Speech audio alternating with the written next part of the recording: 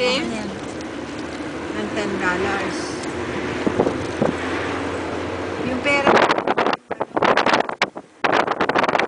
pinapalitan ko sa recto, kaysa iuwi ko sa bahay, baka manakaw. Laki-laki ng ano eh.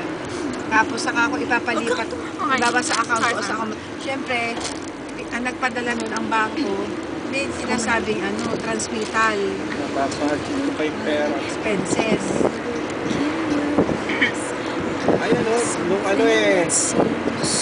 walang patid na araw-araw silang baon, plus yung grocery pa every week. Tapos araw-araw pagkain, araw-araw pa kami bili ng pagkain sa labas. Hindi kinakapos. Dahil nga nababudget ko eh.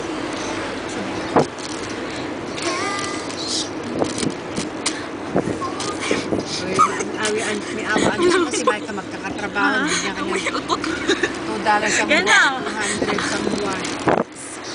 Ulitin ko na nga. Si Mike